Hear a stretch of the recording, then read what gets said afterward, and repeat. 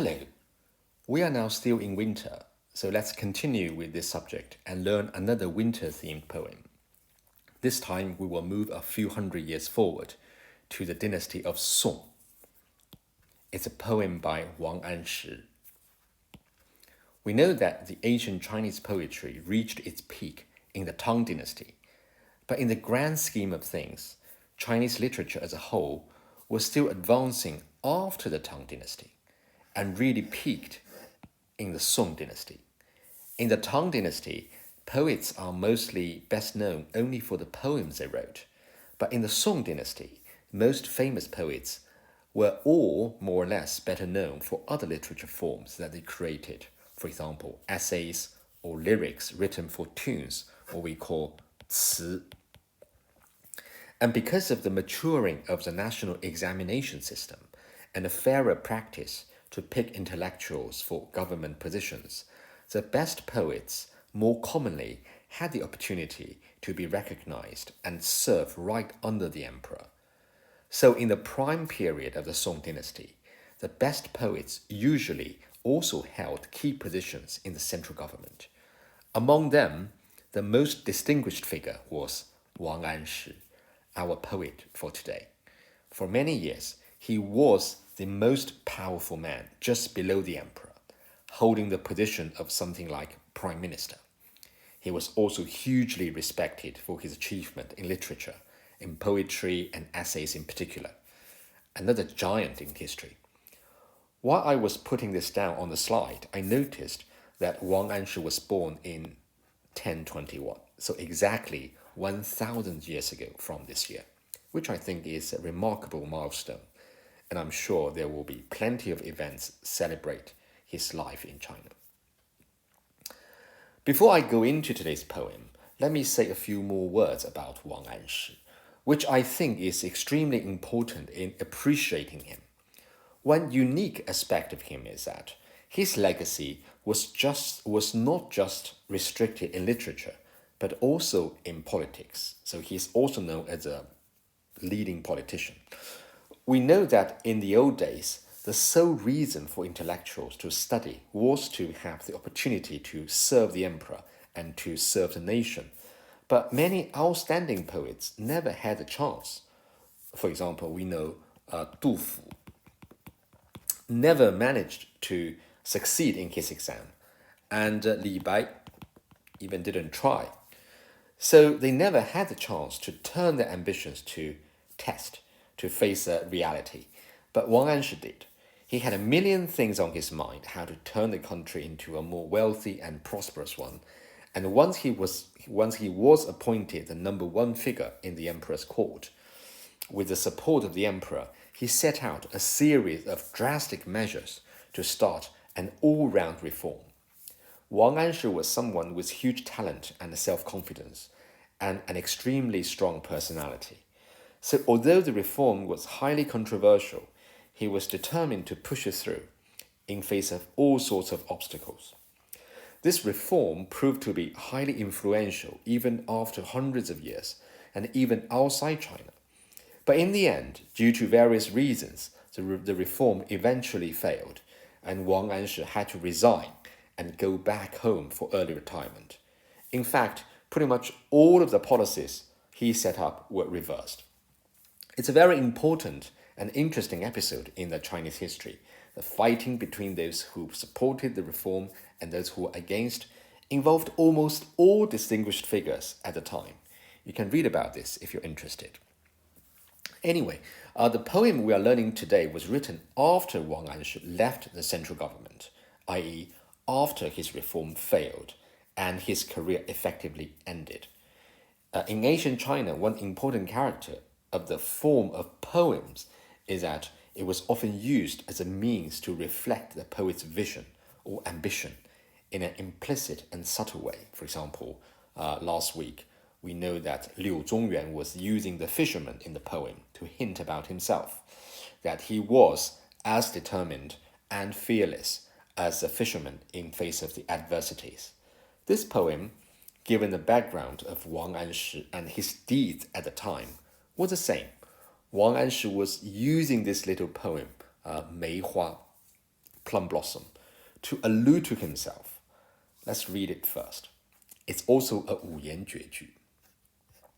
梅花，墙角数枝梅，凌寒独自开。遥知不是雪，为有暗香来。We said 梅花 is a type of plum blossom that flowered in the cold winter or early spring. Well, Chinese people love flowers. Well, I think this statement is not restricted to the Chinese people. I think people all over the world love flowers. But culturally, there are certain types of flowers that the Chinese people like most and often use these flowers in poetry. For example, peach flower in the spring, 桃花, lotus in the summer, 荷花, chrysanthemum in the autumn, 菊花, and plum blossom in the winter, 梅花. Interestingly, such choices were highly selective. For example, flowers that we very much love today, such as roses or daffodils, are rarely seen in poetry. Anyway, people love the plum flower, the plum blossom, because they romanticize this flower, because they think this flower, small and tender in appearance, should have been able to withstand the rigor and coldness in the winter, so is very worthy singing praise for. And the flowering of plum blossom in the harsh winter is almost always a sign that spring is near, so it can also be seen as something embodying hope and optimism.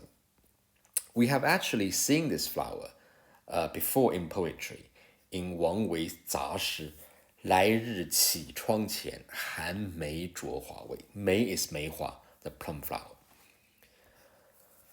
Well, 墙 is wall and 角 is corner. 树 is pronounced as here 树, meaning several. You probably know this character could also be a verb and pronounced as 数, meaning to count. 枝 means branch, as we say 树枝, tree branches.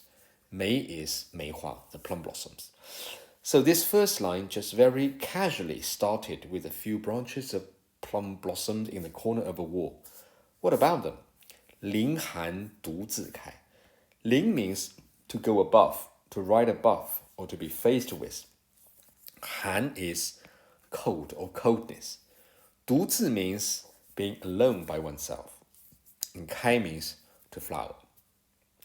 So these branches of plum blossom were in cold temperature, and they were flowering by themselves, i.e. in loneliness. Now these 10 words very elegantly described a lovely winter scene, plum blossoms flowering in the cold in the corner of a wall. This description of loneliness is actually kind of similar with Jiangxue from last week. 孤舟蓑笠翁，独钓寒江雪.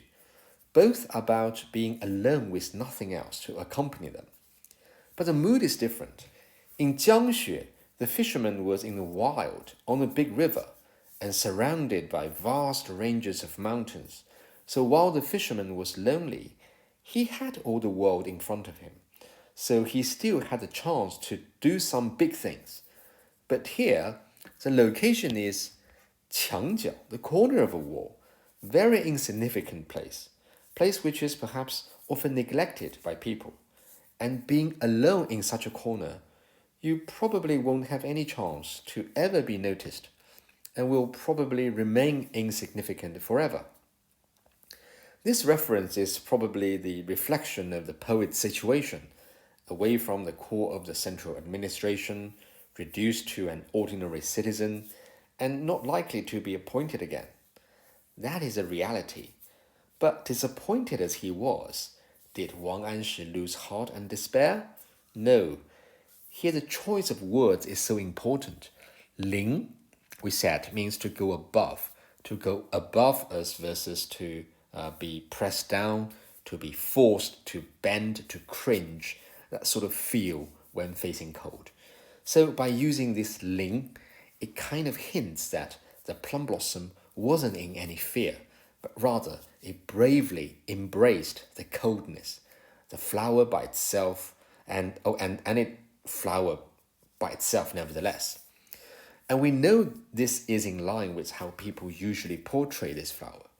We said before that Wang Anshi had a very strong character, and perseverance is part of him, so he would not be so easily struck down and reduced to insignificance. This spirit would surely be reflected in his poem. As we say, poem in particular is a form to express one's inner world. Let's see what he wrote next. Yao means far away, from afar. Zhi means to know. We actually saw both characters in Wang Wei 9月9日忆山东兄弟. Said 遥知兄弟登高处，遍插茱萸少一人. So from afar I know 遥知 that my brothers are climbing high, and etc. etc. Also we saw this 遥 in 李白 's 望庐山瀑布，日照香炉生紫烟，遥看瀑布挂前川. And 杜甫 's 月夜，遥怜小儿女，未解忆长安。不是 are not. 雪 is snow.